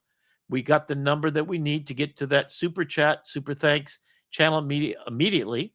I don't know that we've done that yet, right? Spanish content would be great in the next 2 weeks. So it's telling us what to do with our business. SEO for titles first. Make sure the titles are all changed. We use Comment. I used. And then what tools are you using, Brandon, to go in there and change all the names and everything that you're doing now? Perplexity Computer has an API that's connected directly into our YouTube channel, and it can batch evaluate 50 at a time and just boom, go and do it and schedule them out. I am using Comet to schedule them out because there is no scheduling component in the API, so we have to use the browser takeover tool for that. But it did it. I went and took my kids for a walk. We had some unseasonably nice weather. And I came back and we had 30 shorts scheduled. Wow. So it did the shorts. Did it use CapCut to get you there? I used Opus Clip to cut up the thank you. To cut up the show. Cut them up. But then it evaluated independently all of the clips. There were 400 clips, and I said pick the top 150, not based on what Opus is, but I want you to watch all 400 of them and pick the 150 that you think are going to be the best for us. And then how long did that take for it to do all that analysis for you? The analysis happened within minutes. The downloads took a little bit longer. Okay. And then what did you do while it was doing all that work for you? I was off doing other things, playing with the kids, making stuff. That's it. Doing hackathons. And then, so what I'm about to show you, so every one of the slides you saw there today was put into a PowerPoint presentation. I'm going to show you that one next, but this is the first one. So here's our goal over the next few months. You see that it says on Monday morning, I'm going to open this up, check the analytics and see what's going on. Thursday, AM, it's going to generate 30 stories. In 4 categories. I'll show you that in a minute. We've got that up and working. Then I'm going to pick the top 10 to 15. I picked 20 this time just to show off, right? And generate Nano Banana images for each one. And then generate Brandon Leeds Rick React script. Okay, so I'm going to show you that in a minute. So we now have this working. And then I added on, put my logo in the bottom left-hand corner. So you saw that just a minute ago. And then I said, this is amazing. Put the script into the bottom of the PowerPoint presentation. So I'm going to reveal how that looks and what that works like. So then our goal in the future is to watch all the shows, catalog everything, find out where the trends are, and then make it recursive. So it's going to go back Monday, analyze and plan. What are we going to do our special tool time about? It's going to generate the visuals for it. It's going to put the thumbnails on there for us automatically.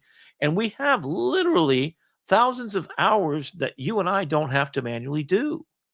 And it's going to make sure the SEO works. And we'll take a look at the back end in just a minute. And then post-production. So you're going to edit every full episode, make the segment breakouts, create the thumbnails with SEO, optimized titles. So this is one thing to rule them all, right? And then Sunday, I'm going to review and then start back over Monday. So this is the cycle we're now creating and to kind of show you what this looks like. So all I did to get that to happen is right up here at the top is the starting thing. This is what I asked for. Go to YouTube at Rick McCauley. I want you to build a website and look at analytics at the YouTube channel.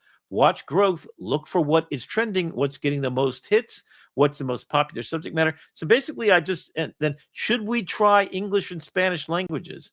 What topics should we cover right now? We're doing health, politics, and tech news. Okay, so that's one of the tasks that it's doing now. So slide generation. Let's take a look at that. This is what I ask.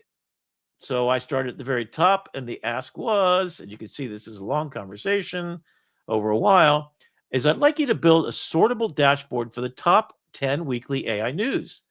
And I gave it examples of what we kind of do. All right, so we get down to the bottom, and we actually look at the build. Let me go to the last one because this is iterated 5 times. Each day I start adding more and more to it. So if we look at old ones, okay, am I at the last one here? Nope, there we go, okay. So I can show, and I'm working on some more. So then I said, I want to do some extra things. I wanted to make a PowerPoint, and I said, go ahead and make me an image so you can prove they could do it. So now my problem was it was putting all kinds of logos here, not ours. So I said, here's what it looks like, correct. I did a Photoshop mock-up. And then every slide you saw tonight was done this way. Okay. So once I trusted it could do the job, then I said, go ahead and create the dashboard. Where is it? Now I have to find the final one. Here we go.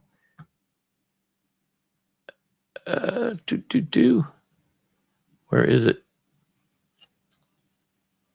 Oh, and it tells you which tool it used to do what. So it's GPT 5.2 for this part. Show more. And then, why am I having difficulty getting to this thing all of a sudden? Let me refresh real quick. Hang on.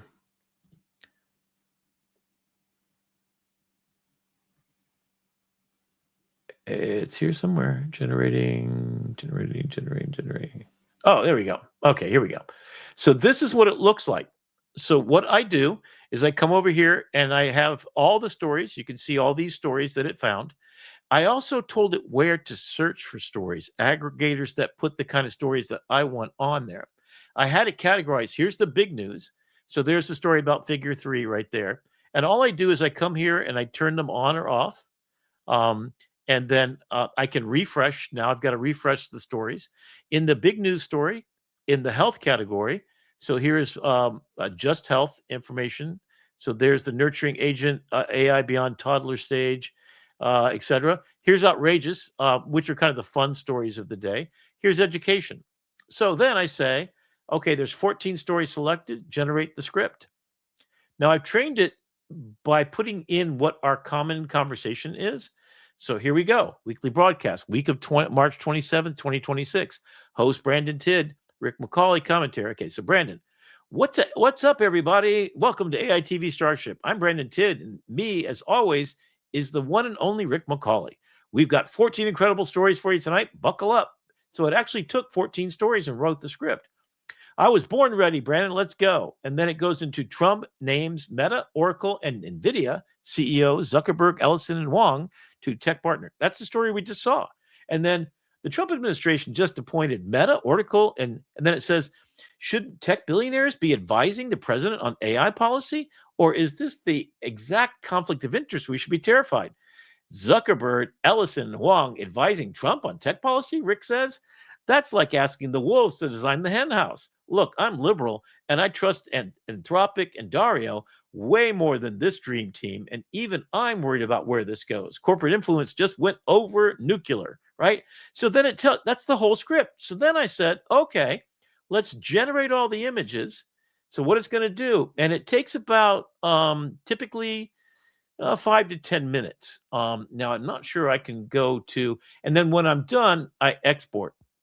And I will show you at the end the actual PowerPoint with the stuff in the bottom. And that's what I did. All right. So while that's generating, I can go back over to my threads and take a look at the other things I'm doing. So I saw that Andrew Karpathy, in fact, so he had a jobs report. So this is what I did just yesterday. So if you've taken a look at, and maybe we should see if we can call that up. But basically, he scraped the whole internet to find out who has got a problem with finding jobs. So my Upskill USA, I built this overnight. Now it's going to change out the logo correctly. Here's the problem. Here's the pathways. So there you go. It's an entire website that basically says the AI workforce transformation is already here. I'm going to make this a little bit smaller so you can see it. So this talks about occupations analyzed across the United States economy. So it's plugged into the Bureau of Labor Statistics and Data. I don't know programming. I did this by myself. Brandon didn't even help. In fact, I think, Brandon, this is the first time you've seen it, yeah?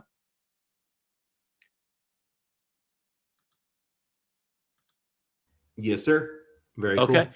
So there it is. So that's kind of cool. And then how this works. So here's the wages. Here's what's jobs displaced globally by the figures of the WEF, the World Economic Foundation, right? 92 million, right? So this is the problem, and it's not coming, it's here. Transformation isn't coming, and this is real live data. feeding into this in real time. So then I go to my high school students. So I'm going to be talking to them. I created a high school student explorer. So let's start exploring. These are the questions that the Ikigai element, I call it. So this is a high school student getting ready to think about what I like to do. So it asks you, what do you like to do? So I like to build things, solving complex problems. I like helping and caring for people. I'm not a team leader, let's just say, for example. I'm good at working with my hands and teaching and mentoring. Okay, good at that.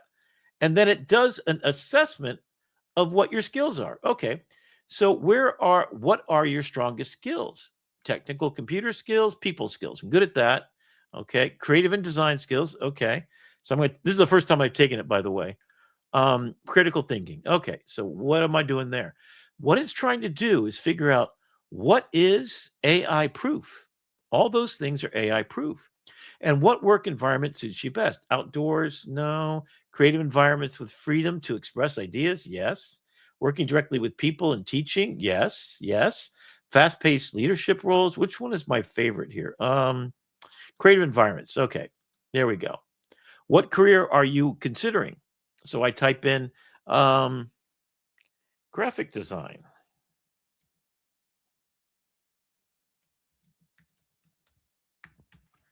So since, okay, art and design. So it's got that, right? Get my score.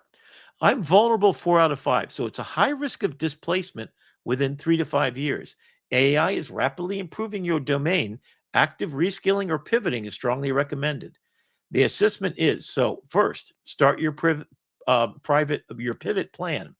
Begin exploring adjacent careers that level up your skills. So you want to have full assessment. Build a fluency. Working with AI tools. That's what I'm telling my students. If you're not using AI tools, your job is already gone. Consider hybrid roles. Human AI roles together with AI quality control, reviewers, automation manager. Then you need to specifically talk about your expertise in that domain. You want a complete personalized assessment report? Then you come here and you take our assessment thing, and then we go into Reskill USA. So I created the program. And these are the workshops, and these are the Career Source Broward College, Florida Workforce Development Network. So I'm going to go to that person and do just this. So the day before you come in, it's anonymized data. There's no names asked for. You know what your problem is. And then I created 4 other ones, or 3 other ones, 4 total. College student, you finish your degree. Let's find out what your readiness is. Career pivot. That means you're in a job where you just got displaced. I have no idea what that is, but let me go ahead and find out how to do this. So, and then I can have it, put it up on a website and make this real and live. And it's connected on the back door. The questions are basically you're a high school student thinking about what careers you could be ready for. It does an assessment out of 1 to 5 for each one of these things. It says, hey, I'm a lawyer. And then it's going to say, make sure you pivot this direction. And then you come to one of our seminars that's made for students deciding on a career, students that have been to college and already paid for it, pivot in a direction, people that lost their jobs in truck driving, call centers, etc., and then upskilling. What is your skill set? So it's going to assess those things. And then there's 4 steps to do. Choose your pathway, answer the assessment questions, get your vulnerability score, and receive your action plan. So the goal is to get to, if you're at the vulnerable level, and I have a picture of vulnerable levels and critical, and then it shows you how to get to number 1. Where you're fortified, you're AI resistant, and your career is strong. And so it does it for everybody. And then I'm going to do the same thing for business. So it's going to be upskill business and upskill labor. And the opportunities and what this is about is kind of explained here. And here's who our partners are. That was created yesterday in 1.5 hours. And of course, I've been doing this for about 7 years, thinking about this project. That got done overnight because Karpathy, one of the original creators of OpenAI, who left there to do his own thing, a brilliant person to follow on social media, by the way. He's the man that knows how this thing works and is doing good stuff with it. So then my Starlight briefing. So I used it for the hackathon. Oh, this is our next project. I'm not going to talk about that today because I don't want to go there yet. I had it make a pitch deck for Upskill. This is for the Upskill program, the GI Bill for the AI age. So this is a slide deck created by Perplexity that goes through this entire thing. Let me get this down to a decent size. Zoom to width 100%. So there's my slides of my whole thing. And of course, it's proven in South Florida. Here's what I'm doing, phase 1, phase 2, phase 3. This is what I'm doing. So this is not as good a slide deck as I have gotten elsewhere. So I'm not going to be using this, but it did give me a few things that are in place. So here's what I'm trying to do. So there's a pitch deck. And then I've got Planet Crypt Review. Oh, I think I used the other one for the other project, YouTube Analytics, and we saw those. And then and one thing, you know, we've harshed, we've talking a lot of smack on the U.S. government, but they did do something this week that I thought was pretty cool, and so I got to give them props for this. If you text READY to 20202, they have got a free AI readiness text course. It's like a 5-day primer on what generative AI is and how it's going to replace things. So they're at least making an effort. They're not putting their head in the sand on it. Like, this is going above and beyond what that is. But for anybody who is just getting their one toe in the water, it's definitely a nice resource to have. Okay. So let me land another plane. So the idea is Perplexity is doing this stuff, and I'm just sitting back. Now, you don't have to pay the $200 a month like I'm doing. You could do this for $20 a month, Perplexity. And it's using 27 different models under the hood. And they have a companion called Comet. So this is a Google Chrome browser owned by Google. And if I click on the button, I've got, guess what? Perplexity right here. What models is it using? All the top models, including Sonnet 4.6 from Anthropic, Opus 4.6, Nematron, Gemini 3.1, and 24 others besides these. Those are the main ones. All right. So now I'm going to show you how you mix this all together. So first, YouTube video. So I'm going to go take a look right here. So this is the Chrome extension. Where do you find Chrome extensions? You see this little puzzle piece up here? Down at the bottom, these are all the ones that I have installed. And you see that I have Claude? Claude is a plugin to my browser. So I have not only off to the right here, my AI assistant Comet, right? But just by going there, where I can ask it anything you want and upload files and send stuff, connect to all of my Dropbox and Google Drive and everybody else on the planet, I can use it to take control over my screen, which I'll show you in a minute. All right, so that's cool. But what is awesome about this is, of all these tools, you can go down to the bottom, and there's the ones I'm going to show you. So I want to go in there and manage the extensions. And this is the extension store. Look at this. Adobe Acrobat, launch Google Drive, Bitly links, Adobe Content Authenticity, Google Docs Online, Claude, Cortex, Manus. I'm also a subscriber to Manus. This is one of my favorite ones, print friendly. Anyway, go in there, and I want you to take a look for a couple. And I'm going to start with Notebook LM. And I'm going to show you what this is, the one you want to get. It's YouTube. There it is. Okay. And when you install it, I have it installed, so that's good to go.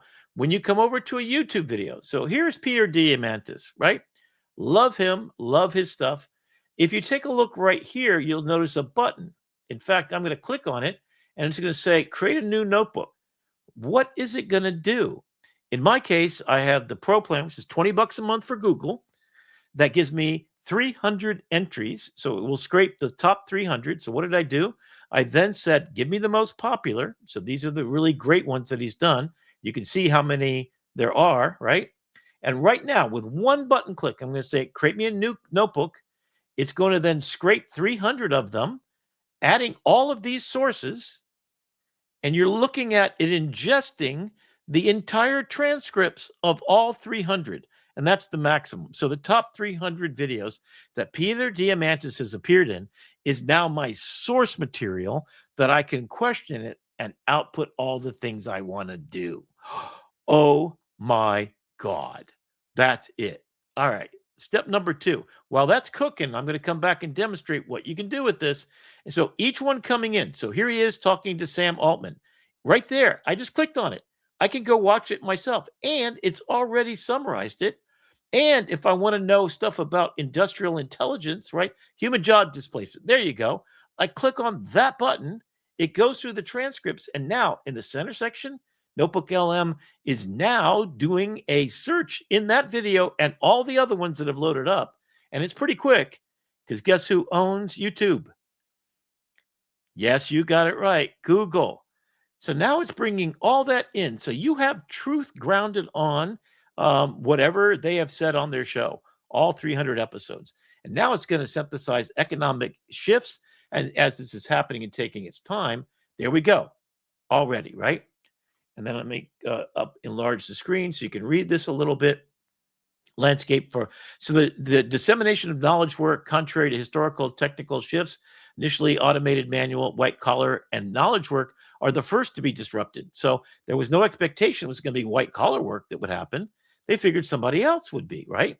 And what was that in the video?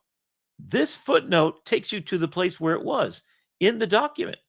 And there it is, the actual conversation that is a source of. So you've got receipts. Meat puppet gig economy. For those not building companies, a new dynamic emerge where humans work for AI. In this gig economy 3.0, autonomous AI agents hire humans, referred to somewhat dystopically as meat puppets, to act as their physical hands and eyes in the real world. Where was that? That was an episode right here. There they are talking about it. Who said that? In the book Accelerando, which they talk about in the show. So lobsters, that came from the folks from the show, right? So everything you've got, and then I'm just going to, for the fun of it, looks like it's done with 300. That's still going. So there's 300. While it's doing that, I'm going to come over here and make a mind map. Then I'm going to go back over and show you some other stuff. Some other things you might notice right here is brand new to Notebook LM is this little button right here. You see these prompts? These are prompts that I can say, use this style right here, copy it, go over here, make a slide deck, and I paste. How on earth did I just do that? It's now going to generate a slide deck. This is still not fully in, but it's going to take most of the information, which is enough. So it's going to take the corpus of information as it's coming in and generate a slide deck. How the heck did I get that? And where did this thing come up where I can see the analytics? Where did this thing come up that says export? This is all the things you do. Look over here. Look at this one. This is insane.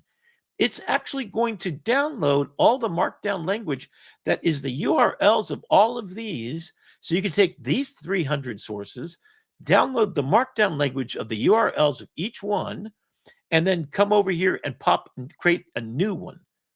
Oh my God. So what magic is that? What thing do you use to do that?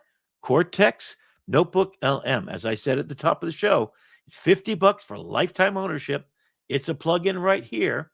And in fact, if you click on it, since it's a plugin of mine, I'm going to go take a look at manage my notebooks. This is a heads-up display of every notebook I've ever done in this, my second account. My first one I tapped out at 300 notebooks, okay? It has all the source information. So I can download, and there's 3,356 of them. The artifacts, this is the output. So this is the actual documents that PDFs, etc. And then I put them into collections. So merging notebooks together, I can take one notebook and I've only got 3 sources, so I've got 2 abracadabras. So show me what this one looks like. And I can take that abracadabra, merge it with this one, and it's combined the sources so that my 12 sources and my 27 sources come back together. Then I can go over to my prompts. I can create a new prompt here, and I can title it. I can put in commas. I can put in the prompt, save it once, use it again and again and again. And then I've got all these different tools and prompts. As if that's not the cool rock and sock'em robots thing that you want to take a look at, here's what I do with that. So this is this is just 3 different things I asked. Talk about AI alignment, the black box theory.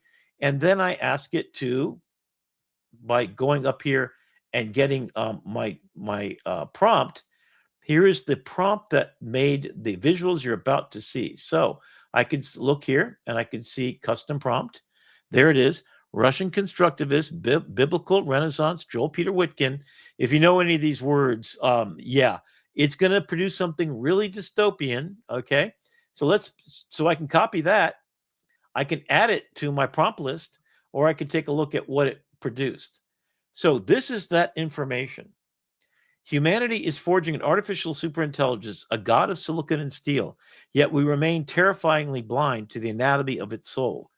The imperative of AI alignment is no longer a software engineering puzzle. It is the existential challenge of imbuing a divine, untethered entity with the collective moral weight of human values before it wakes up. Now, and then it put a quote, because part of my thing that I did in the stylization of this is to ask for a quote. So the quote for this image, which I just read, is profound. I'm putting up an art exhibit with this as my subject. Giant prints, I'm going to upres them and build them. And it says, "For by art is created that great Leviathan, which is but an artificial man, though of greater stature and strength than the natural, for those protection it was intended." Thomas Hobbes.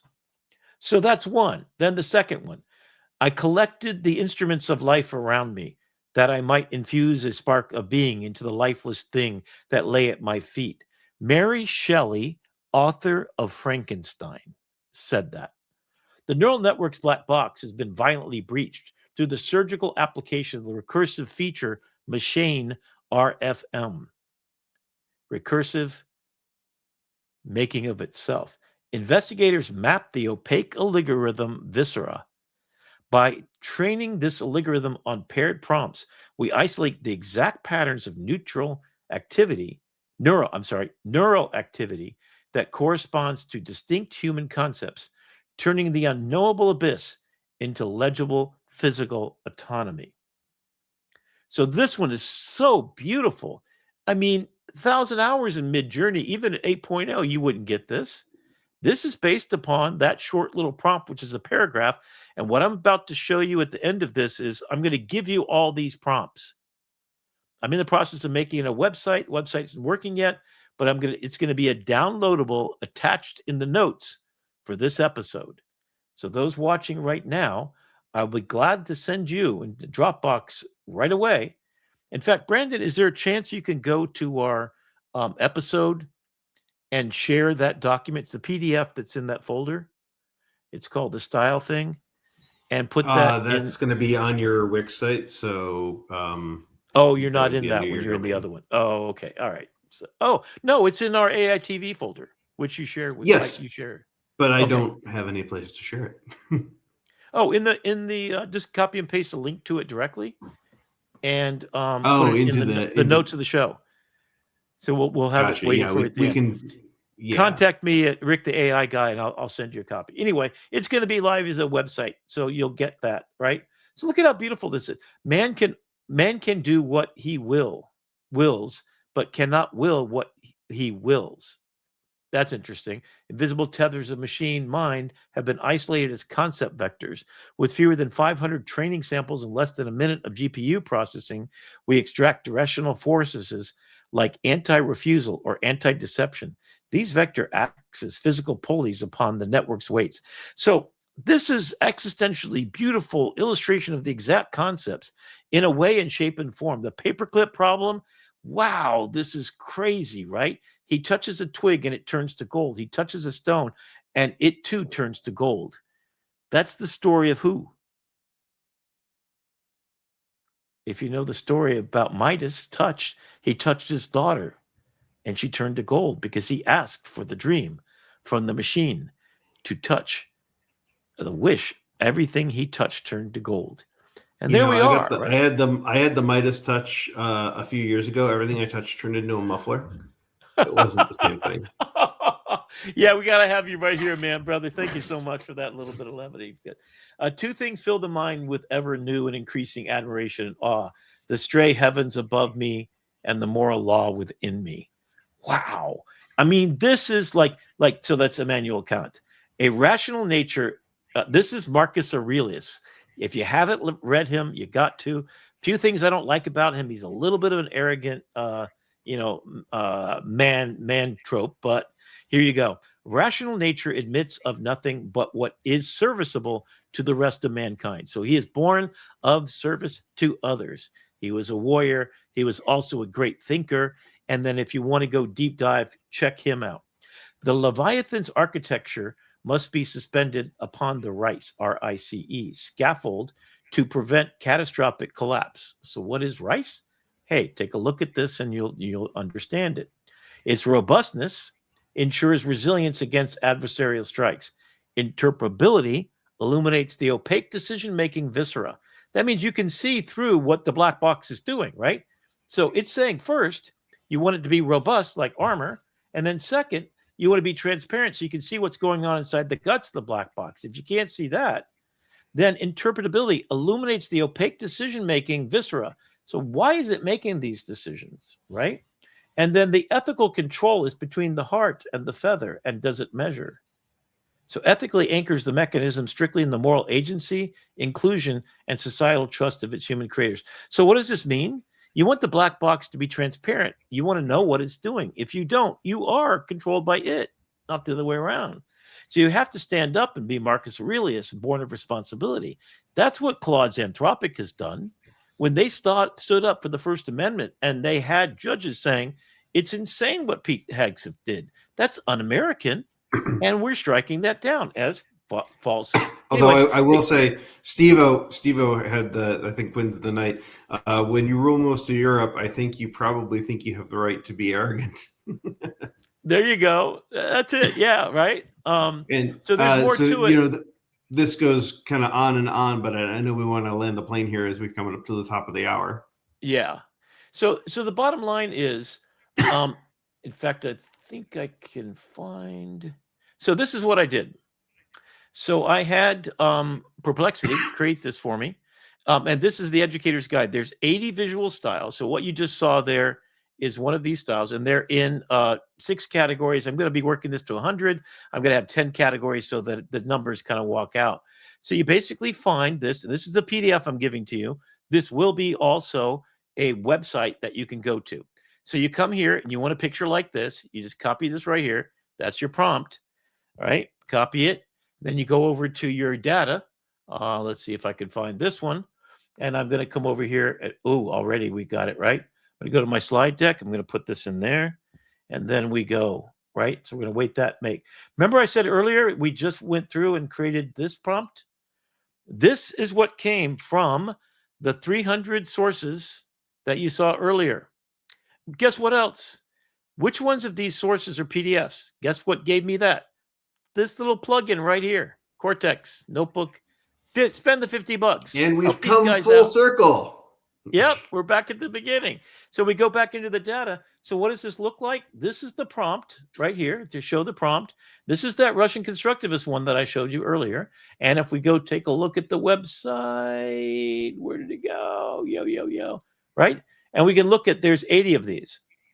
And I'm getting it set up so you can just copy the prompt and then go over to Notebook LM. Then then you can go down to STEM. So if you're in the STEM sciences, here's stuff for science.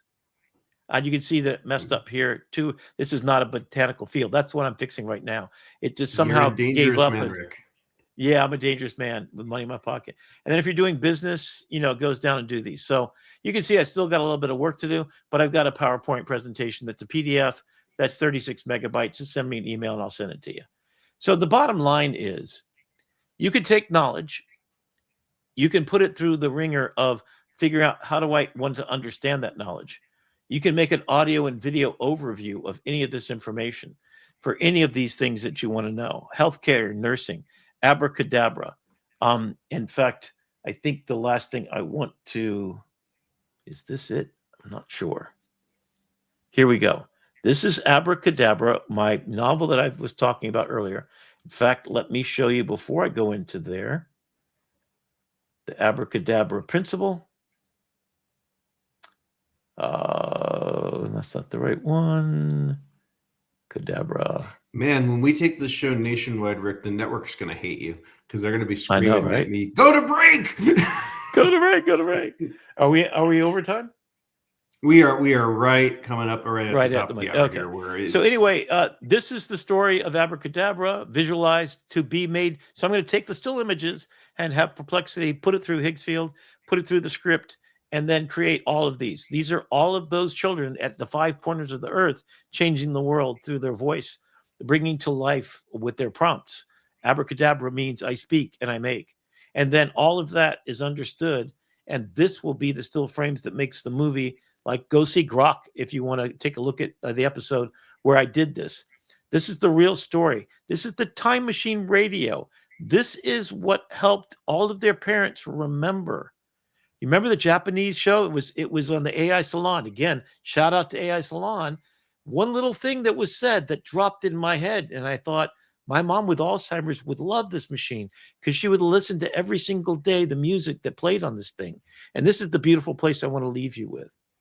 Imagine that my mom had a Wayback Machine like the Japanese have right now, that it would play if you just dialed back to 1940. And my mom would remember what it was like to dance to that music. And that's what these children vibe coded into existence by using abracadabra in the ancient language of Sanskrit, which is exactly, in fact, the Sanskrit idea is the world is born by a woman speaking it into existence. Where are we? We are speaking into existence by talking to the AI, whatever we can manifest in our dreams. I just made this image you see that will be a major motion picture, I guarantee it, and a book, and a comic book, and a whole theory of how do I change the world as a young kid? How do I use the knowledge of my grandparents to fall in love with my community, my ancestors? How do I pass that forward 7 generations in the future? Imagine a world if we could speak into existence a more beautiful, peaceful, inclusive world where our problems are like rain dripping down our cheeks as we smile and giggle and we share community and love with each other. Once again, namaste to all you beautiful people, to the heart and the soul and the hope that AI will be used as a machine of loving grace that Dario Amodei and Anthropic asked us and promised us it would become. So you need to stand up and you need to support those people with your dollars. Buy a subscription to Anthropic. Buy a subscription to Google, DeepMind especially. Make sure you're supporting and putting your money where tomorrow that's not promised today, tomorrow that's never promised, that you understand you live in a world where the only currency there ever was time. And the only way to get more time is to give love unconditionally.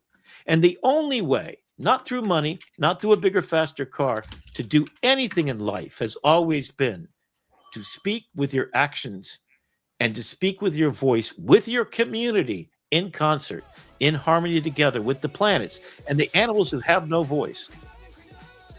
Good night, everybody. Namaste to you all. AI Starship. Good night. Good night.